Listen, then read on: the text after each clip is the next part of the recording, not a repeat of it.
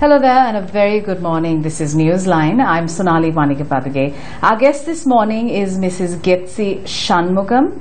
Good morning, madam. Good morning, Sonali. Thank you so much for joining us early this morning. You were recently recognized for the incredible role you played in working with war widows and orphans in the north and east of Sri Lanka. During the conflict, you were recognized by the Raman Magsaysay Award. First of all, did this come as a surprise to you? Definitely, it was a surprise. Because I never ever thought that I will go in for such a kind of a, I don't know what to call it, a surprise shock or whatever. It was that. But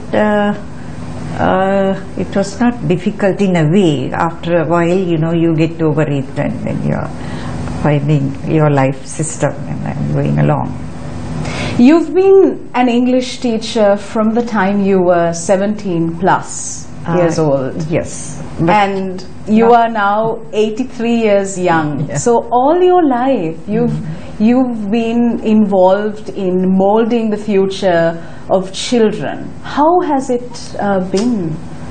Can you speak a bit about your experience? Yes, in the earlier school where I studied and worked for a few years, it was general teaching. You take all type of subjects and you learn in a general way.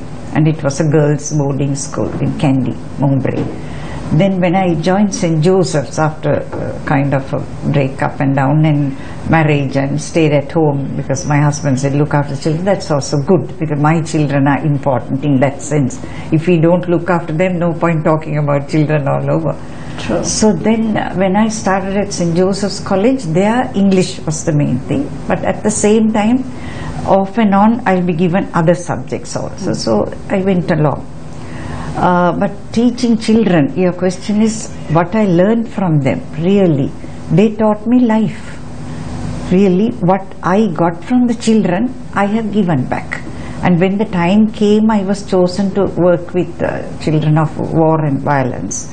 And that also I was trained specially for that work. And then it became, I won't call it easy, that's the very difficult situation, but I think it was a challenge that I could face without much, what shall I say, making it as a trauma for me.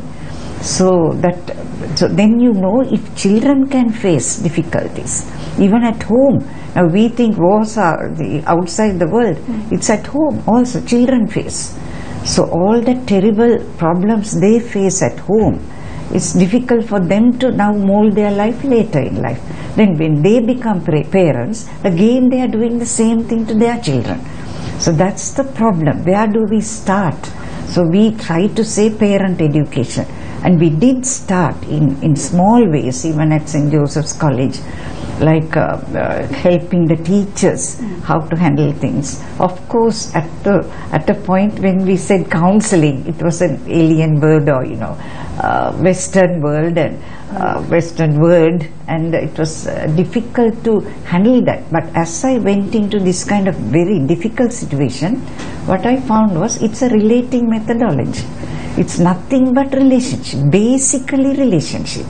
That means the relationship of man and woman getting together, then having children and starting families. So the whole of our country as well as the world, it's just that. So just that wee bit of, we say the sperm and the egg join together to make the baby. It's not that easy in a way. But if children are helped to understand as they grow up, and young adolescents are helped how to handle even choosing their girlfriend or boyfriend, how to happily, enter into life, I think that will help. And there are areas or places where they are helping preparation of marriage classes and things like that. So maybe if we can slowly develop families, I think it's the main thing, I feel. Mrs. Shanmugam, do you think that little importance is paid to the mental health aspects, the psychosocial care aspects in our education system? If I say it, I may get a big bombshell, but it's not looked into in that sense. You know, very often we hear abuse even in classroom situations. So many types of abuse we hear. So that is not the right thing when you look at the teaching world. The teacher has to be a second parent, you know, at that when they are very small, and as they grow up, of course, you need the balance to help the children to grow along, you know, into their way of life. But what we do is we want the children to follow us. I have a set of rules because I am trained to do this and that. This is the way you have to learn English. This is the way you have to learn spellings, English teacher. If I go like that into a class, it will be very unhealthy. Right. That mental health will start there. Now, so if I know some teachers are very creative, they create little things to help them, as I did in my own way. Even spellings, you can make it very interesting. Some of my children will know. You don't just say spelling, you learn up and come, and morning you just say write this and I dictate. No dictation. You just give few words, rub off some letters, and they make up the right and wrong, and they quietly learn in a different kind of fun way. So if we can all try to do something, create something, we can. All of us have that creativity within us. All teachers, I'm sure. I know. Let's talk a bit about your experiences working with war-affected widows and children during the conflict. What was it like, really? War-affected children, especially mothers. I worked with the mothers. Those who were alone. They had different types of experiences. Right. Now, we can't say that sometimes they lose their husbands. All of them now also we know that they're fighting, they're shouting, we want our men back and where are they and so on. But when you very closely look at them, they have two ways in their lives. Sometimes they want the man there. Sometimes they have been harassed by the man. They don't want the man. It is a case of life. That situation teaches this and that. There's no right and wrong. I'm not here to judge them. But they had different types of requests, different types of demands, different types of needs. So the needs was the basic thing we went into. And as you again and again asking me about the emotional or the feeling side, which is neglected, that is called mental health. So we went into that in a gentle way to help the mothers. So there are stories, as a mother says, I had an affair with a person, but I couldn't marry him. He's from a very rich family. Then I was married to somebody else. That person is now dead and gone. But there's that person coming to me again. So then the society is very hard on her. Right. So then how do we help her? So life is not just one at a time. It's a kind of a thing there's dynamics into it. Absolutely. And it flows in different ways, where you have to find the total, or what I would say, the total well-being of each and every person. Right. Should be within all of us who are helping people or supporting people. Mrs. Shanmugam, don't you think that coping mechanisms and the ability to really be a holistic individual in dealing with situations should be inculcated from the school days itself? You're very correct. Before the school, we should start at home. That's what I'm saying. Even before the young people get married, help them. What is marriage? You're going into relationships. What is that relationship? It can have different connotation, different kind of attitudes, feelings, whatever, but help them to find the balance and what it is that they want, and then help them to get into a happy relationship. But all the time when you get closer, earlier they say before marriage, hey, I felt everything was okay, but after marriage I knew. But then how do we handle that? Because all are unique, all are not the same, we are from different families. So if we can help them, like from the beginning, from the day one of as I said, from the womb of, I don't want to mention the other, to the end of our life, that needs to be, sustained properly, I feel. All of us. It's not somebody's job or only the teachers' work or only parents' work. It's a kind of a society that we should all help each other, especially children. Look at them. Look at them. They're so innocent. They still don't know what it is. Now they are smart. So we can't say they don't know. They know more things than, those days. So we have to help them according to our kind of speed or accelerated speed of today, help the children at that level. It is very commonplace to see, Mrs. Shanmugam, that children, adolescents, over the slightest thing, they'd either take their life or resort to violence. Don't you think that there's something wrong in the education system? Don't you think that the relevant stakeholders need to do more to ensure that children are sort of self-reliant and able to make proper decisions? Yes, when you say that word, suicide, it's not an easy word. It's, that's a special area we have to help all of our children and society. And Sri Lanka was looked at in so many, phases. And suicide means it's a terrible level when the child even doesn't know what he's doing, what he's going to do. Because some just cut and some just, want to destroy themselves. Some, after the struggle, if they are saved, they say, I don't know why I did it. There are so many ways of the suicide thing. That's a special topic that, some people should now learn. And also spillover of the war is there. Now, we had a war internal somewhere, So the spillover is continuing for some more time. Right. We can't say it's all stopped there, The spillover is going on and on. And now we are facing alcoholic problems. Yes. You didn't say it, but that's one spillover. So like that, when we face young people involved, then we know somewhere something has gone wrong, where that relationships were not working well. So it's not just war alone, war at home, war within other setup, like you're saying, the school also, competition.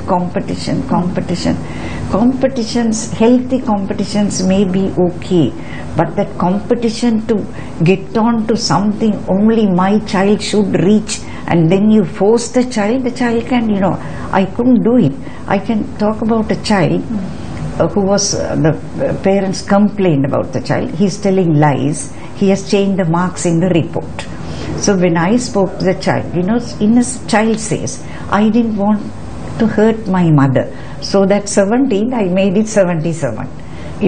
Just like that, children are children. They are not lying in that sense. I didn't want to hurt my mother.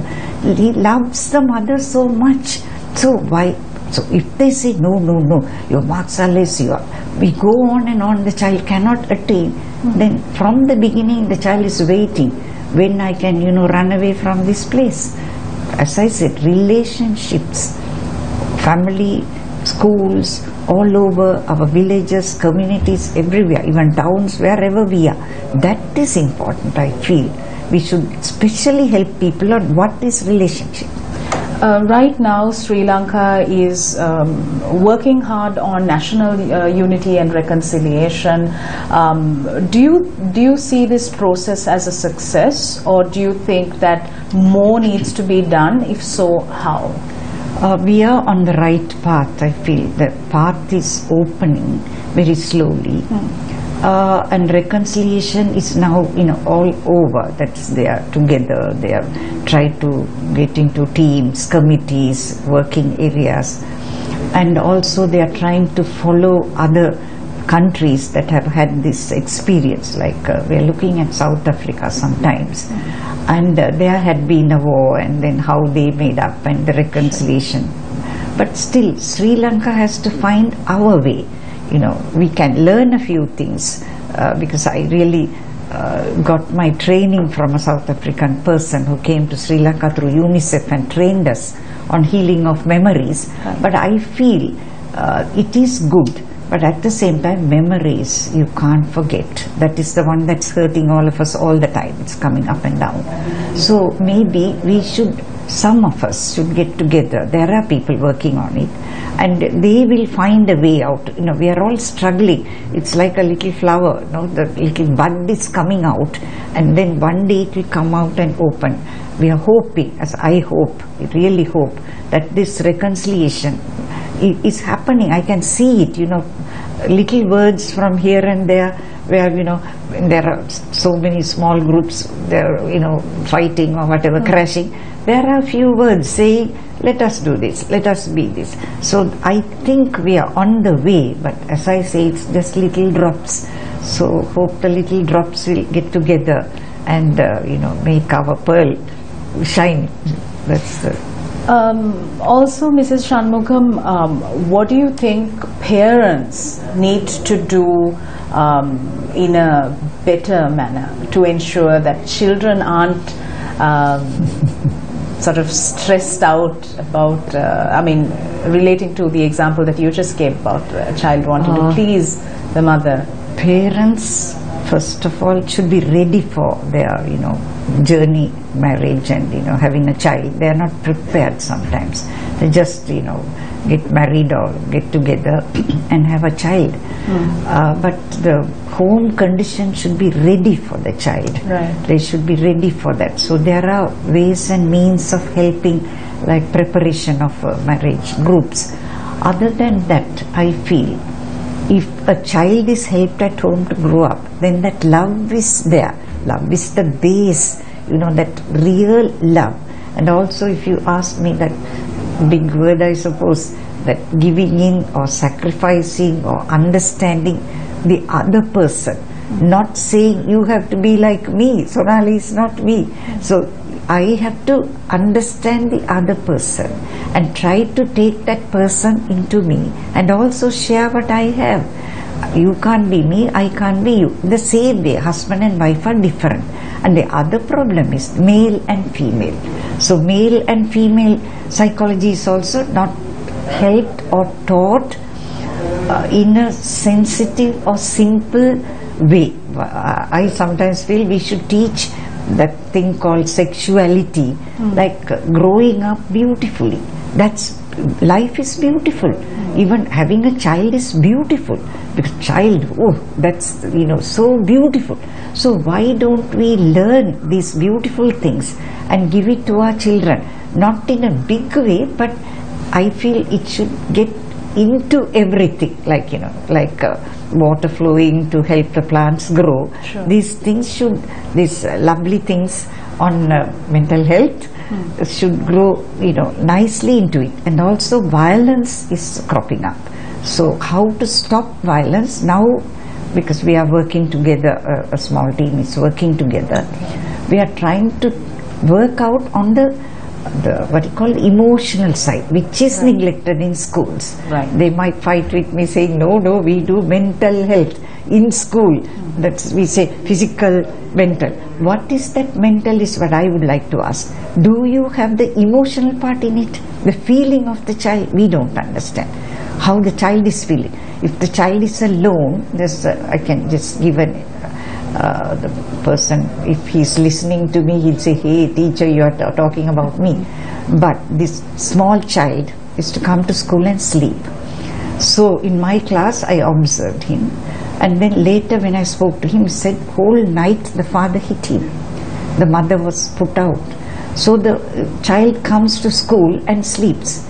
So then after a while he can't study. Late afternoon sometimes we sit together. That is where I think somebody caught me with children and then helped me to go into this training. Otherwise I didn't choose this field. There was a person who helped me, Father Joseph Bendit helped me go into this field, and that's where I was caught. So I feel that child, that little fellow, now he's a big person doing very well in life, holding a big job. And recently I met him somewhere at our past students thing, and when he came to me, I just thought of him, he might be a little might have been a little taller because he didn't eat properly when he was small. I didn't tell him that, but I felt within me. So children are children, and teachers should be very careful not to say, why are you sleeping? Hit them, chase them out. We don't know what is hurting them until an understanding person feels with them. Oh, he was sleeping. Instead of hitting the fellow, just say, you were tired. Then the child will know, I can quietly tell this person that I slept because this happened. So these are small things. There are so many things that we can look into.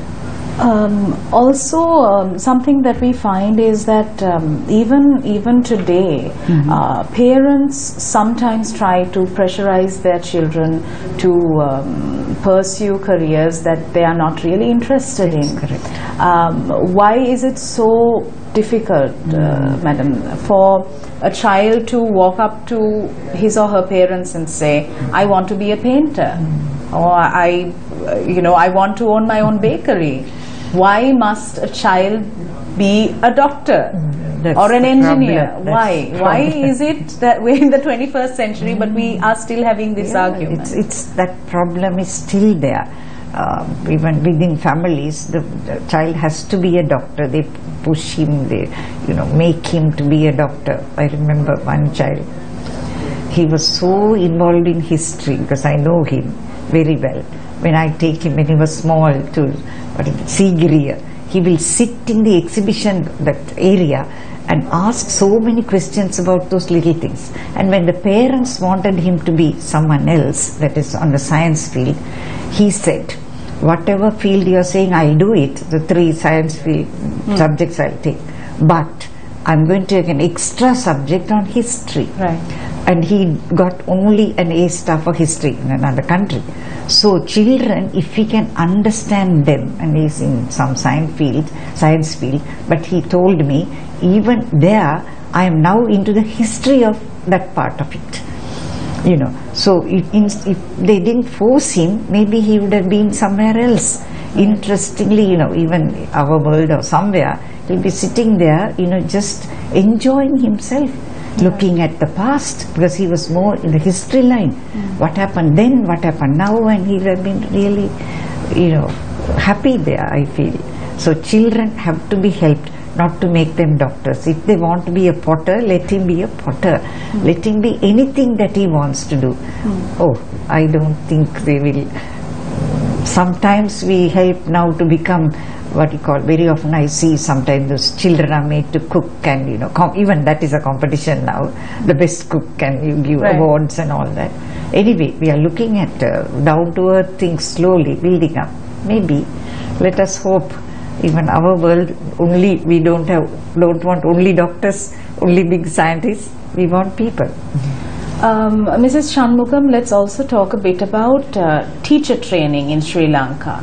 Is it at a satisfactory level?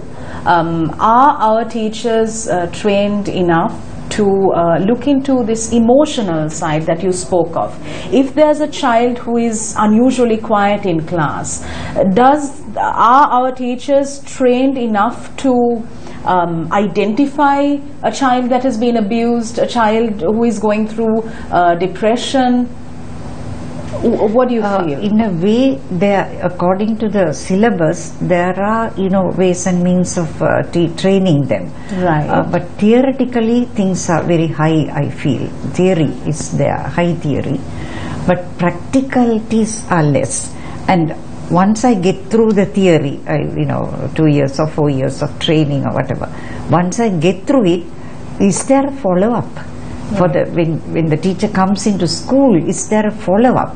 Whether the teacher is really doing it in the school is the problem now, because there's no, I think, ways of looking after or helping them. Those days we had something called the department comes and signs in the books, saying the satisfactory, nothing but satisfactory or very satisfactory. Okay. But do they nowadays go truly into the teacher's way of teaching is my problem. Okay, so are you saying that we need education reforms? Yes. We do. Yes. We do. Because we may have the major stakeholders in education watching us right now, and as someone who has spent your entire life educating children, I think these words coming from you are really significant. Yes. Emotional side is neglected, the feeling side is not. I would, put the emotional into that feeling. Emotion is feeling. Sure. That feelings of children. First of all, we have to understand our own feelings. First of all, we have to become aware of our own selves. Who am I? Why am I like this? What is happening? That is important. And every child, every person has to reach that level of maturity. Help from the beginning. Can't say, hey, he's too small to learn, what are you talking of these big words? We don't use big words, but help the child. Just tell him, hey, you swept very beautifully, very nice. Then the child feels we are just giving a push to competence, Then little by little, there are little things that we can do to help build emotional or feeling side of children. So there's a massive duty that rests in parents as well as teachers. Definitely. Okay.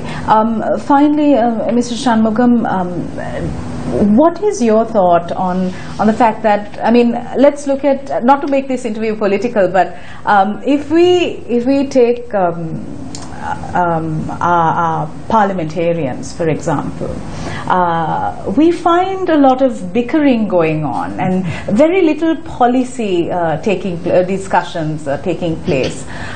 Where have we gone wrong, and how do we get out of this situation and start really looking towards the betterment of the country? A very big question. Anyway,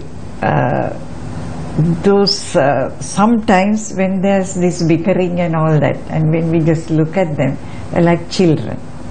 But then they are supposed to make decisions on behalf of us. That's the problem. Children, fight, quarrel, and shout and all that. So sometimes when these things are happening at very high levels, we also just sit and feel, where are we going? What is happening to this country? And where is this beautiful country being taken to? Responsible people.